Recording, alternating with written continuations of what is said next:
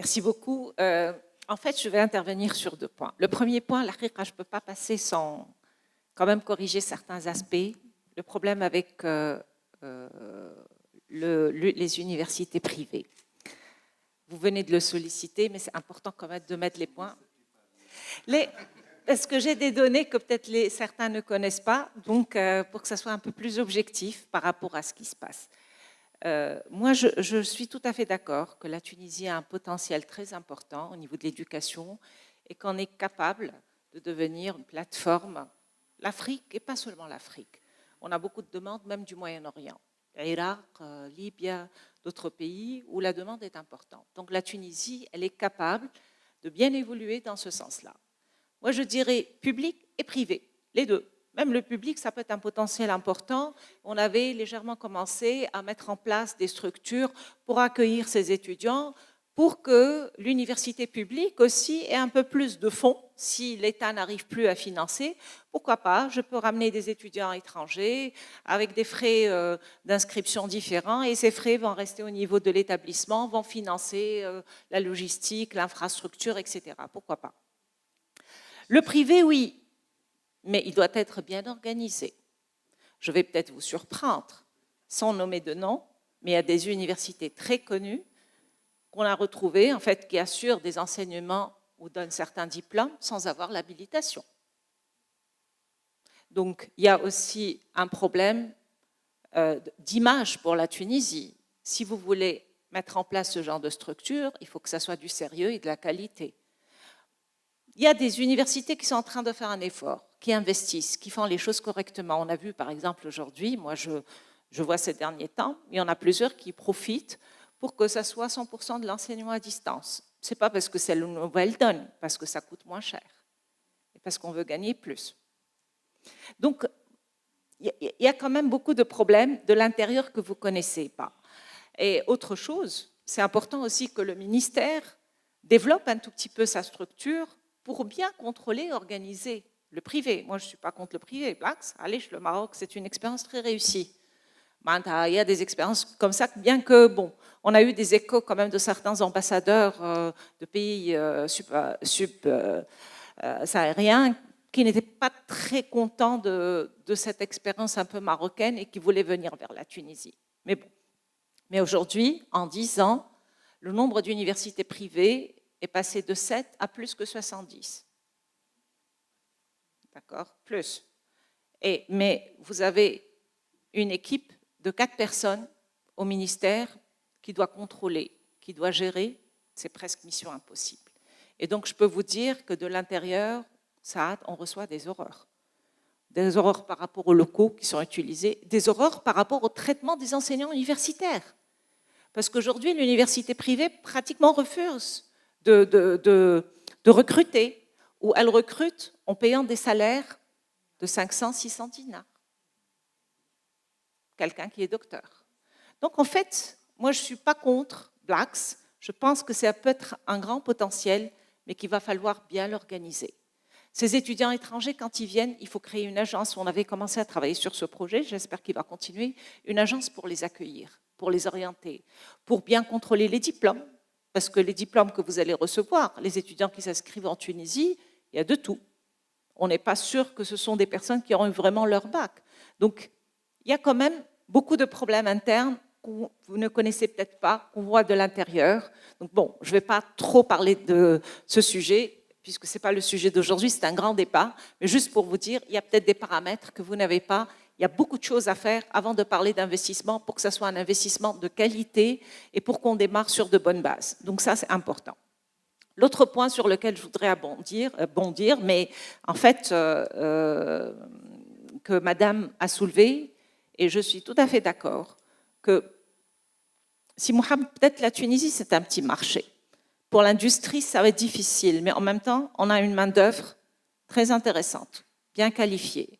Peut-être pas beaucoup de rigueur, mais on peut changer. Pourquoi pas? Il y a beaucoup de pays qui ont beaucoup évolué. Quand on voit aujourd'hui des pays africains qui sont partis de zéro et qui sont en train de réaliser des taux de croissance intéressants, quand on voit des villes africaines qui ont bien évolué, je pense qu'avec un peu de volonté, on peut évoluer. Mais je pense aussi qu'on a un marché juste à côté, la Libye, avec un taux de croissance parmi les taux de croissance les plus élevés au monde, donc avec plus que 7%. Donc peut-être... Ben, c'est normal, les Chinois calculent bien. La Chine, elle a des problèmes au niveau de la croissance. Aujourd'hui, la Chine, elle est en train de proposer des mesures, des incitations, déjà, pour essayer d'inciter la consommation locale. Parce qu'avec toute la crise mondiale et la stagnation des différentes économies, les gens importent beaucoup moins de la Chine. Donc la Chine commence à avoir des problèmes, parce que son niveau d'exportation, il est en train de diminuer. Donc, elle est en train d'aller vers de nouveaux marchés, mais aussi elle est en train de proposer beaucoup de mesures pour essayer de dynamiser un peu la consommation intérieure. Mais moi, je dirais, la Libye, il y a d'autres pays, il n'y a pas que la Libye. L'Afrique, aujourd'hui, la Tunisie, c'est la porte de l'Afrique. L'Afrique, il n'y a pas que la Libye, mais la Libye, c'est juste à côté, donc c'est assez facile. Il y a des cultures, il y a des familles tuniso-libyennes, il y a beaucoup de relations qui facilitent un tout petit peu, mais il ne faut pas le faire trop tard. Si on va être les derniers à aller vers la Libye, ça sera trop tard. Aujourd'hui, il faut aller se positionner très rapidement dans plusieurs secteurs, entre autres l'éducation. Ils ont une demande très importante. Ils ont besoin de notre savoir-faire. Donc, ce n'est pas nécessairement lancer plein d'universités privées, mais il faut organiser cette exportation de l'éducation ou d'autres produits. Il faut bien l'organiser, parce qu'aujourd'hui, il ne faut pas qu'on réfléchisse court terme. Il faut qu'on ait une vision et qu'on trace bien cette vision avec des stratégies claires, bien définies, avec des équipes sérieuses, parce que bon, on peut aller sur le marché et on ne donne pas satisfaction très, très rapidement. On va se retrouver avec un effet d'éviction. Donc, la Libye, l'Algérie aussi. Je peux vous assurer qu'ils ont une demande énorme. Il manque énormément d'enseignants universitaires en Algérie. Ça va vous surprendre. Mais avec une réglementation... Hein? Écoutez, en tout cas, sur le plan bilatéral, on a besoin d'eux sur certains plans. Ben, on peut faire des échanges. On a besoin d'hydrocarbures, vous avez besoin d'universitaires, pourquoi pas? Donc, il y a des choses sur lesquelles on peut travailler, en tout cas, et le faire autrement. Après votre permission, madame, je veux revenir sur la Libye parce que j'ai visité au moins 5 fois la Libye ces 2 dernières années. C'est vrai qu'il y a un potentiel énorme. Ma dernière visite date de l'année dernière. On était à Misrata, on nous a fait visiter une zone industrielle de presque 1000 hectares avec un port, sur un port, avec une très grande capacité de déchargement. Mais madame, j'étais avec un grand groupe d'ailleurs, je vais le dire avec le groupe d'Hélice. Vous savez que le groupe d'Hélice dépense 10 milliards de nos millimes, 10 milliards en énergie en Tunisie. Vous savez combien ça lui coûterait si jamais il s'installe en Libye? 100 000 dinars. D'accord? Mais le problème, madame, c'est la sécurité. Parce qu'il n'y a pas de stabilité dans ce pays. Ce que nous conseillons, nous, en tant qu'observatoire, nous conseillons d'aller s'installer avec des investissements qui ne sont pas lourds, surtout et particulièrement en matière de services. Parce qu'il y a on a vécu des expériences avec des entreprises tunisiennes qui se sont installées dans les années 2008-2009. Je parle particulièrement du groupe Slema, groupe Mabrouk, mais ils ont laissé des plumes. Ils ont tout perdu après le départ de Gaddafi. Donc, investir en Libye, oui. Bien calculer le risque, oui. Je vais vous donner un autre chiffre, et c'est très attractif ce qu'ils offrent.